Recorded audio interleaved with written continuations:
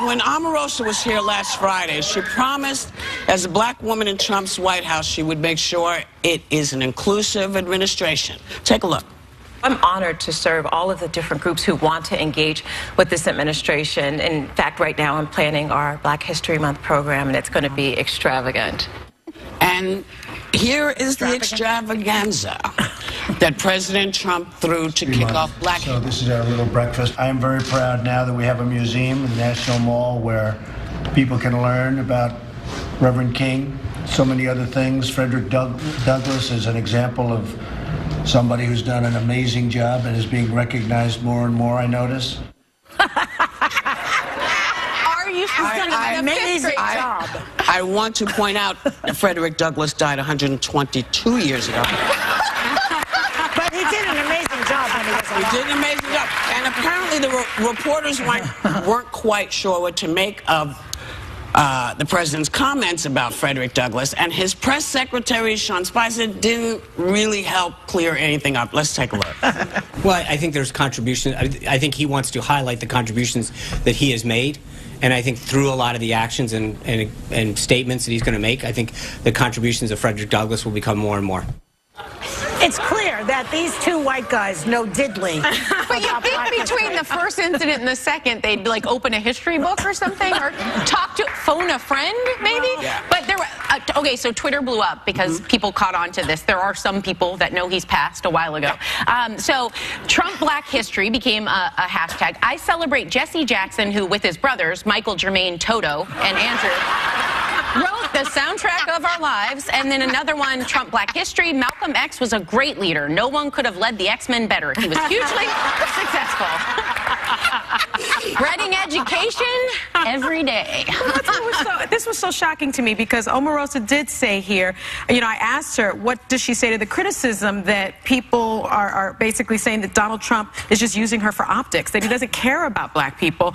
And she went off on this long explanation about how, you know, she was the American dream and how she was there to teach him. I don't know what she has taught him. I guess he missed that lesson. He must have missed the lesson. I mean, one thing that I think Omarosa should tell Donald Trump is that, you know, he's constantly talking about black people in the inner cities without jobs. And 84.4%, Mr. Trump, is the percentage of blacks 25 and over with a high school diploma or higher. The U.S. Census Bureau for 2012 shows that 11.2 million black children are living with two married parents. So this notion somehow that African Americans aren't doing well. I think it might have been an interruption in Mr. Bannon's thinking, because, you know, I believe in my soul that Steve Bannon is controlling everything, because I just feel he's handing the new president this information, and it's just sort of, and in a funny way, I think maybe he's doing it to try to get, you know, to blow it all up so that he can get in and become the president. I don't know. Maybe it's conspiracy. Yeah, maybe. Yeah. See, this was a moment for me on that note where I feel, see, Steve Bannon is not dumb, but I think he was behind the scenes like this. Because I think when Trump goes and actually acts like Trump, this is what happens, that he doesn't know what he's talking about. He doesn't do his research. If you're going to do a breakfast and you're going to be celebrating Black History Month, do your research, know something going out there. The other point to be made here, though, is that he spent so much time talking about himself in the breakfast. He's talking about Fox News, CNN, what somebody did for him. Let's walk it through. Let's walk it through. But let's get to the thing we were talking about, and then we'll get to the other stuff. Because this is the perfect time for today's Black History Month, FYI. Today, we honor Frederick Douglass.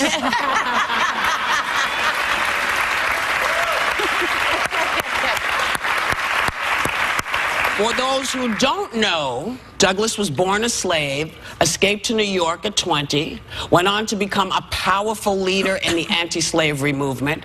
He was the first black citizen to hold high government rank, including diplomat to the Dominican Republic and later for the Republic of Haiti. He was also the first black person nominated for vice president of the United States as Victoria Woodhull's running mate on the Equal Rights Party ticket in 1872. There are volumes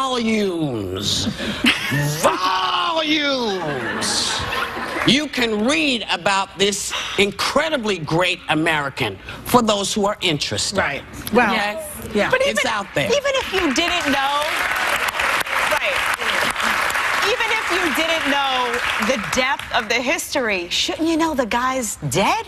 He's not alive. I mean, Not just a little dead. I mean, 122 years. They're talking Really about dead. it. Yeah, really dead. He's like just dead, okay?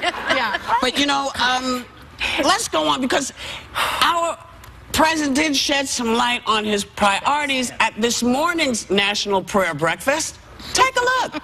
They hired a big movie star, Arnold Schwarzenegger, to take my place. And we know how that turned out. The ratings went right down the tubes. It's been a total disaster. And Mark will never, ever bet against Trump again. And I want to just pray for Arnold if we can for those ratings, okay?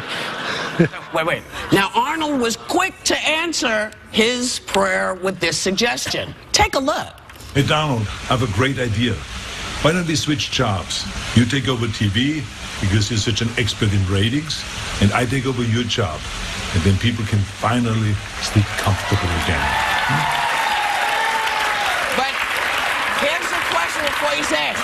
Does this mean Arnold's going to have to watch his immigration status? Yeah, that's right. Yeah, right. Well, he was governor, so I guess. Yeah. But I don't have time to play for Arnold. I'm too busy praying for Melania. Well, it's super tone deaf when you think of all we've talked about and all these people with this travel ban that have been stuck. And whether you agree or don't agree, we all agreed that there were innocent victims with their lives at stake, and you're praying for someone on TV. Like, and you're the executive producer of that program. It's an embarrassment to listen to him. It's a prayer That he's breakfast. worried about I know. Apprentice when the world is full, and he's creating such chaos around the world. And also, wasn't he elected by the so-called Rust Belt voters to get jobs? Why doesn't he concentrate just on that? Well, Just that one that's the thing. That's the thing. Yeah. And it's, you know, as somebody who, I didn't vote for him, but I do support a lot of what I'm seeing. I have to say, Donald, it's not about you. It's not about your ratings. It's not about, stop caring about this stuff and start caring about jobs. Start caring about the people behind the scenes who gave you. You wouldn't have this job if it weren't for the hardworking people who And the believed in FBI, you. don't forget them. You owe, well, The Russians. And the Russians. yeah, but he owes people. He's indebted to them because he wouldn't be in that position without them, and they don't want to hear about Fox News or CNN or his ratings or nonsense. They want to hear about how he's though gonna if he help. doesn't start speaking to what he Well, told now you got something to pray for. That he doesn't get reelected. Well, You're already on the I'm already in church. I'm not a religious person, but I'm going back. I am. I'm going back. What was strange to me was just this is the National Prayer Breakfast, and it has been taking place since 1953.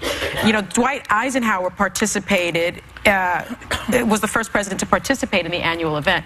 So how could you say something like that in front of not only Americans, there are 3,500 guests, including international invitees from over 100 countries. Because he doesn't know the difference. He doesn't get it. Because he's an He egomaniac. thinks it's brilliant. He thinks it's interesting. He thinks it's fun. He's an egomaniac. Steve Bannon, we see what you're doing. Egomaniac. We know what you're doing, Steve. We know you are slipping him all this information. We know this is you, President Steve Bannon. We're hip to you. Hold on, we're going to go and come right back. We'll be right back.